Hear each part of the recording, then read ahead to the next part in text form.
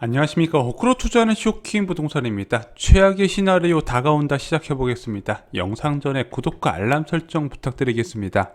자, 최근 증시가 강하게 조정을 받고 있습니다. 코스피가 3천선이 무너졌죠. 코스닥 같은 경우는 2.83% 폭락을 했습니다. 원달러 환율은 1187원까지 올라간 상황이죠.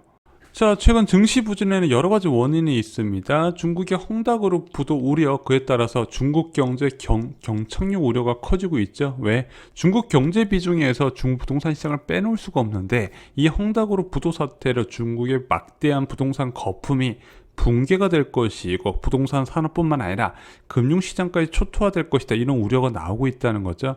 또 하나, 미국에서 빠른 긴축으로 태세 전환을 한다는 이야기가 계속 나오고 있습니다. 특히 그동안에 계속해서 완화적 통화정책의 버팀목이 됐었던 제롬 파월 의장마저도 생각보다 인플레가 길어질 수 있고, 길어진 인플레 때문에 긴축의 금리 인상에 나섰을 수도 있다, 이렇게 이야기하다 보니까 전 세계 금융시장이 깜짝 놀랐고요. 10년물 국채금리가 치솟기 시작한 겁니다. 마지막으로 중국의 전력난 문제가 생각보다 심각하고, 이거 내년까지도 이어질 수 있겠다. 그에 따라서 공급의 병목 현상이 일어나면서 앞으로 인플레이션이 더 확대될 수 있다, 이런 우려가 동시에 나타나면서 증시 부진과 이어졌던 겁니다. 자, 다행히 미국 증시는 간밤에 반등 중입니다. S&P, 다우, 나스닥 모두 다 상승세 1% 넘게 상승을 하고 있습니다. 그런데 좀 찜찜해요. 왜냐면은 유가도 같이 급등을 하고 있고요. 10년물 국채 수익률도 다시 치솟기 시작했다는 부분이죠.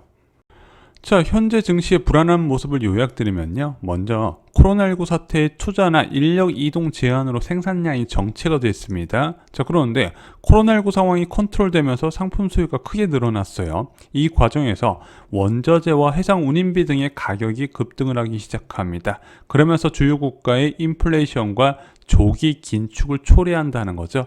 그런데 이 원자재 가격 급등에 각국의 친환경 정책 때문이라는 이야기가 나오고 있어요. 야, 원자재가 부족하면 생산량을 늘리면 되잖아. 그런데 이 친환경 정책 때문에 자금 확보가 여의치 않고 생산량 급등이 쉽게 안 이루어진다는 부분이죠. 그래서 이번 인플레이션이 유난히 길어질 것이다, 이런 이야기가 나오고 있는 겁니다.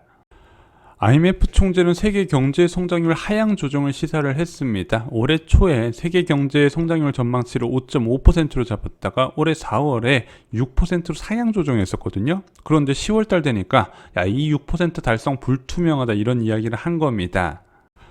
자, IMF 총재는 성장률 하향 조정의 두 가지 이유를 들었어요. 첫 번째는 델타 변이 확산과 국가 간 백신 접근성 격차, 두 번째는 예상보다 높은 인플레이션과 그에 따른 금리 인상, 지속적인 금리 인상이 성장률 제약을 부른다는 부분이죠. 특히 IMF 총재는 식품과 에너지 원자재 가격 상승을 굉장히 위험한 요소로 꼽았습니다.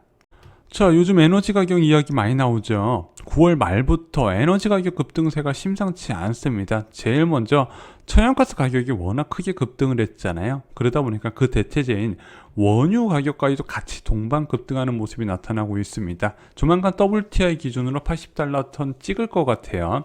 2014년 이후에 가장 높은 수치죠. 여기에 공급망 차질 우려가 갈수록 커지고 있습니다. 제롬 파월 의장도 이 부분에 대해서 인정을 했어요. 생각보다 인플레이션이 길어질 수 있다는 부분이죠. 이게 올해 상반기와 좀 다른 부분이, 올해 상반기에는 코로나19 확산에 따른 동남아 남미 국가들의 봉쇄에 따른 생산 차질이었거든요. 근데 현재는 원자재 수급난에 따른 생산 차질이라는 부분입니다. 근데 아까 말씀드린 이유로 이 원자재의 공급 증가 부분이 여의치 않다 보니까 이런 병목 현상이 길어질 걸 우려하고 있는 목소리가 커지는 거예요. 게다가 해상 운임비까지 같이 급등을 해버리다 보니까 이거 만드는 것도 힘들고 만들어서 운송하는 것도 힘드네. 그러면은 물가 급등이 일어날 수밖에 없다는 거죠. 왜? 수요는 그대로인데 공급이 부족하네. 그런 사람들 머릿속에 이거 좀 있으면 가격이 더 오르겠구나, 가수요를 부른다는 부분이죠. 그래서 인플레이션 한번 생기면 잡기가 굉장히 어렵다는 거예요. 그런데 지금은요, 전 세계적으로 빚이 너무 많이 늘어난 상황입니다. 2014년 이후부터 장기적으로 저물가가 지속됐고, 그에 따라서 저금리 정책이 오래 유지되다 보니까 사람들이 빚을 두려워하지 않았던 거예요. 그건 민간도 그렇고 공공도 똑같습니다. 자, 이렇게 빚이 팽배한 상황에서 예상보다 높은 인플레이션이 발생을 하게 되면 경제가 회복되기 이전에 지속적인 금리 인상과 경기 둔화가 발생한다는 부분이죠. 그래서 전 세계 국가들 중에서 좀 양극화가 많이 나타나요. 신흥국 시장과 선진국이 많이 갈리는데, 특히 신흥국, 이제 막 코로나19 상황에서 벗어나려는 신흥국에서 커다란 금융위기가 올 수 있다고 하는 거죠. 결국에 이런 신흥국 위기가 선진국 위기로도 이어진다는 부분입니다. 그래서 지금 이야기가 나오는 것이 바로 스태그플레이션이에요. 장기 경제 침체와 인플레이션이 합성어예요. 경제는 침체됐는데 물가는 계속 올라가는 상황이라는 거죠. 그래서 이 스태그플레이션은요, 굉장히 곤란한 문제점이 있습니다. 바로 유동성을 활용한 부양책 사용이 제한된다는 거예요. 자, 한 국가가 경제가 침체하게 된다면 정부가 가만히 있을 수는 없겠죠. 그러면은 경기 부양을 위해서 재정 확대 정책을 사용하게 됩니다. 그게 여의치 않다면 저금리를 포함한 완화적 통화 정책을 사용하게 되겠죠. 재정 확대 정책이나 통화 정책 모두 다 핵심은 돈을 더 푼다는 겁니다. 돈을 더 풀어서 경제가 잘 돌아가게 환경을 조성해 준다는 건데, 이 스태그플레이션은 이 두 가지 카드 사용이 제한됩니다. 왜 그럴까요? 물가 불안을 더 확대시킬 수 있기 때문이라는 거죠. 현재 전국 아파트 가격 급등의 1등 공신은요, 누가 뭐라 해도 저는 기준금리라고 생각합니다. 특히 2019년 이후에 주택가격이 워낙 많이 급등했던 것은요, 사람들이 저금리의 위력을 다 아는 상황에서 긴축해서 다시 완화적 통화정책 카드를 사용했다는 부분이죠. 그에 따른 장기적 저금리를 믿은 투자 수요 급등이 부동산 시장에 큰 역할을 했다, 이렇게 보고 있는 겁니다. 그래서 기준금리가 정상화되지 않으면 부동산 안정 없다고 저희는 여러 차례 강조를 드렸죠. 그리고 기준금리가 정상화되기 위해서는 경제가 좋아야 한다 말씀을 드렸습니다. 3% 전후의 경제 성장률이 안정적으로 나오는 상황에서 2% 넘는 물가 상승률이 동시에 달성할 경우에는 지속적으로 한국은행에서 기준금리를 올릴 수 있다는 부분, 그래서 부동산 가격이 폭락하기 위해서는 경제가 침체가 아니라 경제가 오히려 좋아야 된다 말씀드렸습니다. 자, 이런 식으로 경제가 좋은 상황에서 기준금리가 지속적으로 올라가게 된다면 부동산 가격 하락을 거시경제가 감내해낼 수 있다는 거예요. 그런데 만약 스태그플레이션이 오게 되잖아요.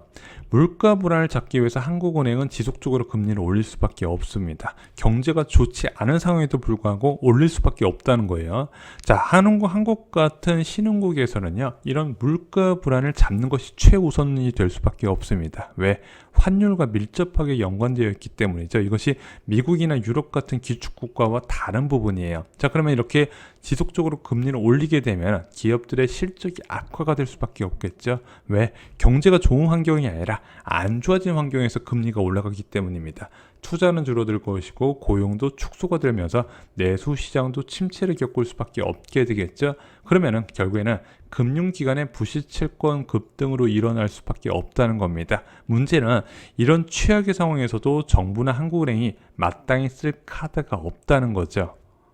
자, 이런 상황이 돼버리면요, 현재 제로금리로 커진 자산들은 어떻게 될까요?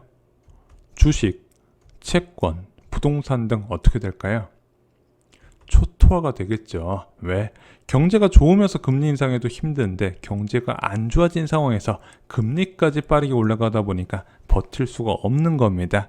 특히 과한 대출을 받은 자산에서 유난히 큰 충격을 받게 된다는 거죠. 그래서 레버리지를 많이 끌어쓴 주식이나 부동산 시장이 특히 더욱더 위험하다고 보는 겁니다. 아직 스태그플레이션이 진짜 현실이 될지는 알 수는 없습니다. 하지만 이런 스태그플레이션에 대한 우려 때문에 너무 과도한 공포를 가지실 필요는 아직까지는 없지 않나, 제 개인적으로 이렇게 생각을 하고 있습니다. 왜? 지난 10년 넘게 어떤 위기가 생기게 되면 항상 각국 정부와 중앙은행은 그에 맞는 해결책을 찾아왔기 때문이죠. 하지만 이 스태그플레이션의 우려가 계속 커지고 있다는 건 잊지 마시고요. 이 스태그플레이션이 수도권 부동산 시장의 가장 최악의 시나리오임은 꼭 기억하시기 바랍니다. 자, 앞에서도 말씀드렸지만 2010년과 2011년에 지속적인 금리 인상 결과 어떻게 나왔을까요? 1년 뒤에 대세 부동산 하락기를 불렀다 말씀드렸습니다. 지금은요, 금융위기 이후의 상황과 굉장히 유사하고요, 굉장히 높은 확률로 이 부동산 시장 상황도 재현될 가능성이 높습니다. 저희 쇼킹부동산원 아파트 교과서로 과거의 상황을 통해서 미래를 대비하시기 바랍니다. 좋아요, 구독, 공유 꼭 부탁드립니다. 감사합니다.